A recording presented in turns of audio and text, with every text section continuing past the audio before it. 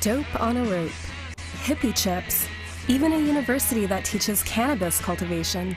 In California, marijuana isn't so taboo.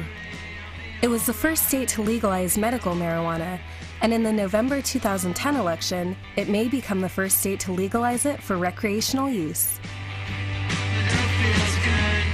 But legal or not, it seems that California already has a thriving cannabis culture. My journey into this controversial culture began in San Francisco's historic Haight District, the epicenter of the 1960s hippie movement. I met with Don Stannard Friel, a former hippie who used to live here and who agreed to show me around some of his old hangouts. Girl, we couldn't get much higher. This is a great place for music and weed, right here. Now a professor of sociology and anthropology, Don explains how the marijuana scene has changed since the 60s. This is where, you come to a concert and you have 10,000 people and smoking marijuana and doing whatever they were doing and dancing, and the whole scene was right here. This is the ground zero. The music, the sex, the drugs, consciousness was changing, and the generation was responding to the changes. And now you have young people that are coming here and expecting to find that, and it's been gone for 40 years now, right? And so they wind up living in the woods. So there's much more anger, I think. And so, they're smoking weed, but there's who knows what else. Not that back in the 60s too, but it was psychedelics, which can do horrible things to people. But I just didn't experience the anger that you feel right now. The mental health system. Even as Don was explaining the current problem of mentally ill and drug-addicted homeless people living in the park, we were interrupted by a drug deal going on completely out in the open. And, sir, can we ask you a question? What's that? She's doing a documentary on marijuana today, right, as opposed to back in the day, and I was here back in the day. All right, give me a second. I'll be free to talk in a minute. All right, cool. Business.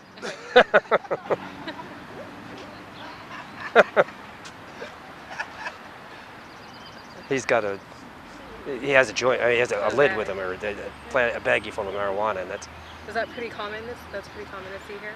Yes, it's very common to see here. I mean, that, as I said, this time of day there just isn't that much going on. But later on, it will be. But I mean, he seems open enough to have an interesting conversation. But he's got big buds there, Yeah. and so we'll see. He's doing business right now. After finishing his business, the dealer returns. Why do you think, and it never occurred to me, but if you can go down and buy weed at a medical marijuana clinic, or you can buy it here in the park, why would someone choose the park? It's like buying gasoline. You have gasoline $2.99 on this corner, right? Yeah. And then you have gasoline that is like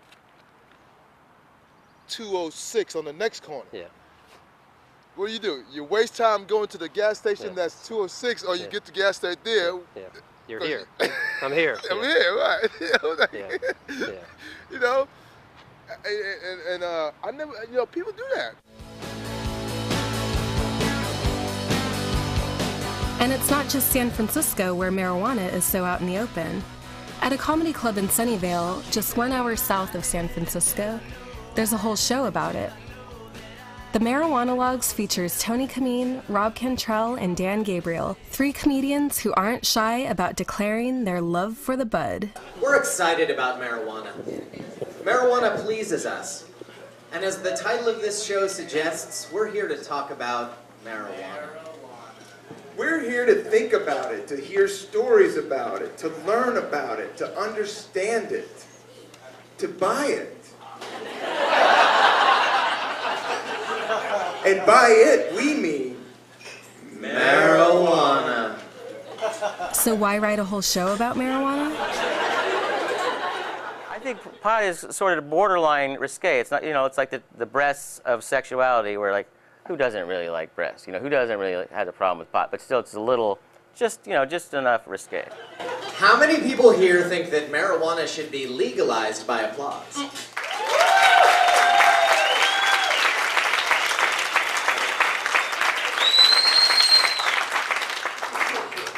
Wouldn't that be sweet if we could legalize marijuana by applauding?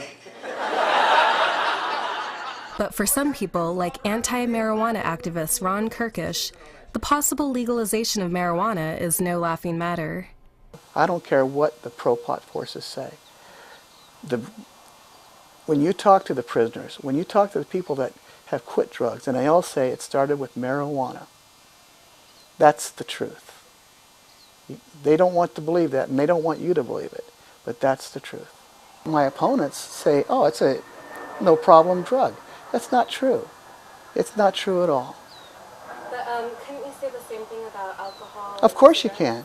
Of course you can. But those are legal.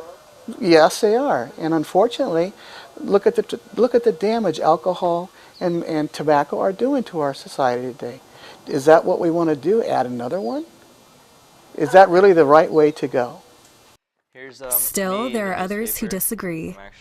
Alex Woon started the San Jose State University chapter of Students for Sensible Drug Policies, a group fighting to fully legalize marijuana. I know a bunch of people who come to Americans for Safe Access, and they don't have a medical card, but they say that they only have a few months to live. They have either cancer, HIV, or AIDS, and if it helps them be able to function and live out the rest of their life, they should be able to. One of my best friends has epilepsy, so if he doesn't vaporize in the morning or doesn't eat an edible the night before, then he will have a seizure the next morning. It kind of sucks, but that's the reality of it. It's estimated that over 200,000 Californians now have a medical marijuana card. But anti-marijuana activists say that they're not being used legitimately. Less than 2% of the people that smoke marijuana for medicinal reasons use it for that reason. All the rest are using it for recreational use. They'll say they're sick, they've got a bad back, they hurt their leg, or they've got writer's cramp, or things like that, or they've got anxiety. That's the biggest one. I've got anxiety. I have to take a test today. I'm nervous. And so they want to go and use that as a ruse for smoking marijuana. And that's what I'm against. It's not FDA approved, and you have people out there that are criminals that are trying to sell it and make a buck and poison our kids. It's all part of the drug culture that they have, buy this stuff, it's good for you, it's medicine. It's all garbage. But according to Woon, it's not garbage. It does not cause cancer. It does not cause nearly as much harm as previously stated. It's never caused a single death alone. There are some pundits that say, well, if it does become legalized, then our children are going to be affected. They're going to be exposed to this devil weed. But I think we really need education. That's the main thing we need. Education is going to really shape how our children view marijuana. We have tobacco education, we have alcohol education. I don't see why we don't have marijuana education. Hopefully California can be used as a model for the rest of the world that marijuana is not harmful. California legalized medical marijuana in 1996, and since then, the number of dispensaries has grown from less than 100 to over 1,000. There are even delivery services for patients too ill to leave their homes, like Medex in San Jose. Medex Deliveries, Daniel speaking, how can I help you? Can I get your doctor's recommendation number, please?